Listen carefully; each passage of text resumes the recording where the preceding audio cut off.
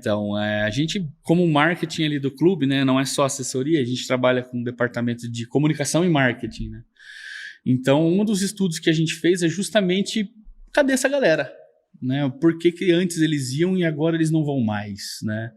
Onde que essa pessoa foi? Eles saíram de Limeira, mudaram de cidade? Não é possível, né? Então, uma das coisas que a gente reparou é que naquela época havia menos competição na cidade por atrativos, né? Não tinha 3 shoppings, não tinha lanchonete no horário, não tinha... Hoje em dia o limeirense, ele, né, a função de baratear o ingresso esse ano foi de propósito, porque a gente queria trazer o torcedor de volta. Né? Uma das grandes angústias e reclamações da torcida leonina era que os ingressos eram muito caros. Né? A gente sempre ouviu isso, o ingresso está caro, para ver uma Série D, talvez R$40, vai eu, minha esposa e meu filho, já dá 100 conto, entendeu? Então a gente falou, não, vamos colocar um preço bem acessível, tanto que não tem como baratear mais do que já está, né? A federação nem permite colocar ingresso a 5, por exemplo, não tem como fazer isso. Eu falei, porque se dependesse do Danilo, ele abriu os portões. Eu conheço o presidente da Inter. Ele abriria os portões, é que não tem como, não pode. A Inter, se fosse só bilheteria, ela operaria no negativo. Né? A gente, graças a Deus, tem os nossos sócios torcedores, tem os patrocinadores que colaboram, tem as empresas que abraçaram o projeto da Inter de venda de ingressos e que estão tornando isso possível.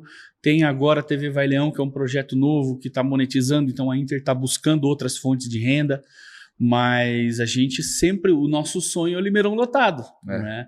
Todo o nosso trabalho da semana, não só dos jogadores, né?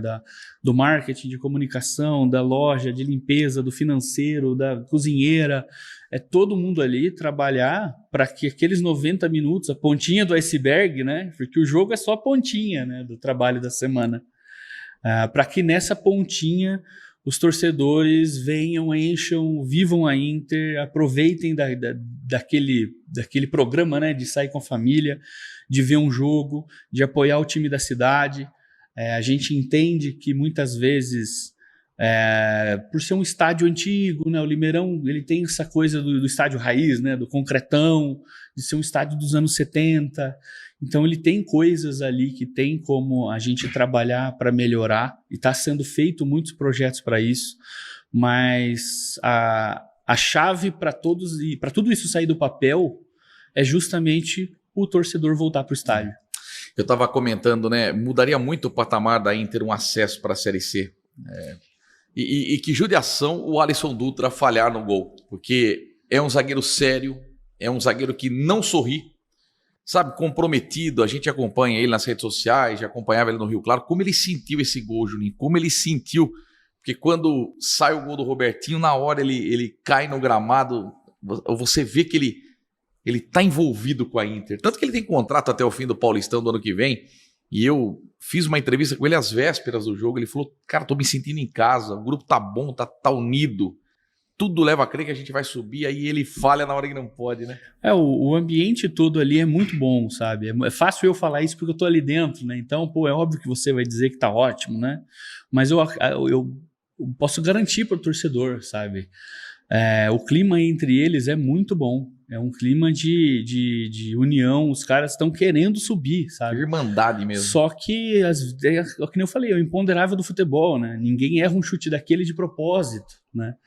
Ainda mais o Alisson, que é um cara super dedicado, um cara que, poxa, ele não falta de treino, não chega atrasado, tá em todos os jogos, faz o possível e o impossível ali, né? É um cara que ganhou a posição, não é um cara que chegou titular. Né? Ele conquistou o espaço dele no campo jogando, treinando, né? Então, assim, tanto que o elenco prontamente o abraçou ali, falou, vamos jogar, continua. Né, o Jussani, no seu papel de capitão, foi até ele na hora levantou ele, vamos jogar, acredita, é 1-0, mas a gente tem o resto do jogo, tem o próximo jogo, não podemos se abater, né, não é esse o espírito leonino, né, a Inter não pode se abater com resultado negativo, o torcedor também não pode se abater, todo mundo lá seguiu trabalhando, no outro dia já está todo mundo lá outra vez no Limeirão, e os jogadores se reapresentam e voltam a treinar. e a cabeça voltada para o objetivo que a gente traçou lá no início do campeonato, que era tirar a Inter da Série D. Porque já faz muito tempo que ela está na D, é um time grande demais para a divisão, né? Não, ali não é o lugar da Inter. A Inter tem que subir, a Série C faria muito bem, como você comentou, faria muito bem para a Inter, faria muito bem para o Sport de Limeira, faria muito bem para essas melhorias que a gente tenta fazer, tanto estruturais quanto de serviços no Limeirão. Então, a gente fala, convida o torcedor a não se desesperar, não perder a esperança, continuar apoiando.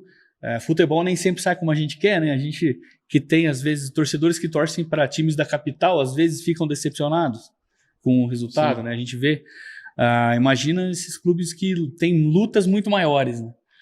A Inter hoje a gente tem uma série de coisas que a gente queria fazer e não consegue, tem coisas que a gente planeja fazer e só dá para fazer no futuro.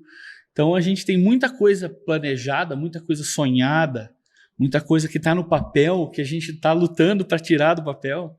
E isso precisa muito do apoio do torcedor, muito da presença dos nossos patrocinadores, muito do apoio da imprensa limeirense, que nos ajuda muito divulgando o jogo, divulgando o público, né? Essa semana eu no papel de assessor, eu teria que agradecer a imprensa de Limeira pelo apoio que teve, pela divulgação que teve no jogo. Isso é uma coisa que une a cidade, só faz bem para o clube, faz bem para a imprensa, faz bem para a torcida, todo mundo ganha com isso. E se Deus quiser, a gente vai conseguir esse acesso lá de forma heróica. Imagina que linda história para contar. Eu quero estar presente e acredito que é possível. Então, são mais 90 minutos. A Inter perdeu por 1-0, não tem vantagem, por exemplo, se a Inter vencer por um gol de diferença, pênaltis. Se a Inter vencer por 2 gols de diferença, ela sobe. O time da casa joga pelo empate. Lembrando, o Maringá tem 9 jogos em casa na Série D e acabou ganhando os 9. Só sofreu 2 gols. E lá, em cima do que o Juninho falou a respeito do ingresso, o Maringá cobra o dobro do valor que é cobrado aqui em Limeira. Lá R$40 a arquibancada descoberta com R$20 a meia entrada. E vale lembrar que o Maringá disputou a Copa do Brasil esse ano, ou seja, ganhou mais de R$2 milhões, porque passou da primeira fase do América Mineiro e depois não passou do Amazonas, mas os 2 jogos foram em casa e além disso foi vice-campeão paranaense. É um time de um handicap muito bom. É o que eu falei, a Inter é grande demais para a divisão, pela sua história e pelo seu torcedor, por tudo que representa a Inter de Limeira, mas o Maringá também vem se construindo, né, um time mais novo, um time recente, só que se você olhar investimento, estrutura, tudo que eles têm ao redor deles, é um time que se preparou para subir também, né? Não tem mais jogo fácil a partir dessa fase do brasileiro. E é o que eu falei, o resultado mais justo, né? Se o futebol fosse justo, né? Coisa que ele não é, seria 1-1, 0-0. Né? A Inter de Limeira, ela produziu, ela evitou que um time com um investimento muito bom, com jogadores muito bons, desse muito trabalho. Né? A Inter conseguiu se portar dentro de campo, se segurar, mesmo com essas intempéries que a gente falou, né, do vento forte, do árbitro, que, né, na minha humilde opinião, ele não aplicou o mesmo critério dos 2 lados. Tá? Se vocês reverem o jogo, teve uma série de lances onde ele travou o jogo, passava do meio campo, ele parava e picava o jogo. Né? E o lance idêntico, falta igual, da mesma maneira, na mesma área do campo, só que do nosso lado era falta, né? Ou não era, ou passava reto, né? Sim. Então a gente sabe que, novamente, isso não é uma desculpa, o time tem que estar preparado para superar esse tipo de dificuldade, né? Ele tem que ganhar apesar da arbitragem, apesar do vento, porque ele treinou a semana toda para isso. Mas o resultado mais justo ali, eu acho que seria um empate. E a Inter se portou muito bem defensivamente, criou não muito, como a gente nos treinos a gente vê o time cria mais, né? Mas é o que a gente fala, né? Do outro lado também tem gente. Não, sim. O que eu percebi, Juninho, é um abatimento muito grande do torcedor quando termina o jogo. Você vê que ninguém se exaltou, sabe? Não tivemos confusão. A torcida do Maringá veio aqui, torceu, foi embora para casa sem nenhuma confusão. E o Leonino acabou não protestando, não xingando. Parece que até a filosofia do torcedor da Inter mudou um pouco. Antes cobrava-se mais. Eu me lembro ali no banco de reservas do torcedor, do banco de reservas do treinador, o quanto que o comandante da Inter sofria ali, com xingos e mais xingos. Hoje não. Terminou o jogo, o torcedor foi embora para casa, abatido, triste. Você vê um silêncio, não tem aquela animação. Você sentiu isso também? Né, como a gente acompanha a Inter há muito tempo, né, a gente entende o perfil do torcedor. Né, a gente tem vários perfis, várias idades, vários torcedores que são acostumados com futebol diferente, né? Tem o torcedor que acompanha a Inter desde a A3, da A2, campo ruim, time tecnicamente muito fraco, né? Aquele sofrimento, aquela luta de, né, transmitir um jogo no fim do mundo, com cabine ruim, campo ruim. Então ele entende aonde a Inter chegou. Né? Então ele cobra, só que ele cobra com razão, cobra com razão acima da emoção. Né? Ele tem até esse direito. Exatamente. Por estar acompanhando há muito tempo, e esse torcedor tem muito direito. Sim, ele cobra com a razão acima da emoção. Essa cobrança ela é justa no futebol, né? Porque você pagou, é o seu time do coração, você quer o melhor para aquele time. Então você está vendo alguma coisa que você não concorda ou que você às vezes acha que não está correto, você tem que apontar o dedo, tem que, poxa, isso aqui não está certo, avisa de alguma maneira, protesta dentro da legalidade, né, dentro do que cabe a um torcedor se expressar. Isso é muito bom. Agora, o que a gente não pode é colocar a emoção na frente. Eu sei que o torcedor é emoção, o marketing vive disso, né, de mexer com a emoção do torcedor. Mas no momento decisivo como esse, a gente precisa ser frio, né? A gente cobra isso dos jogadores, sejam frios, não se deixem levar pela emoção, não se abatam quando as coisas dão errado, mas também não se exaltem a hora que está tudo bem. Vocês são jogadores da Internacional de Limeira, vocês foram escolhidos a dedo, entendeu? A Inter, hoje, a gente tem uma condição muito melhor do que teve em anos anteriores, né? Mas ainda assim a gente não tem condições de fazer apostas, né? Pagar milhões em apostas e o jogador vem e vamos ver o que acontece. Né? A Inter hoje não, ela tem que ser assertiva no jogador que ela traz. Isso o Danilo e o Felipe têm feito de maneira exemplar, até antes do Felipe com outro treinador. O Danilo já fazia isso muito bem, né? Essa habilidade dele e do departamento da Inter de análise de desempenho e mercado, né, que hoje tem os dois, eles avaliarem dados, né? Você não escolhe mais jogador porque ele chuta bonito. Num passado era assim. Eu gosto dele por quê? Porque ele é canhoto, sabe? É muito vago isso, né? Você precisa de mais dados para basear uma contratação em um time que não é bilionário, entendeu? Você precisa ser convincente nessa escolha de atletas, né? Então, eu acho que o Danilo, hoje o Matão, né, que está no nosso departamento de análise de desempenho, o Felipe, os dois Felipes, né? O auxiliar também, o Felipe Santos, ele também trabalha dessa parte.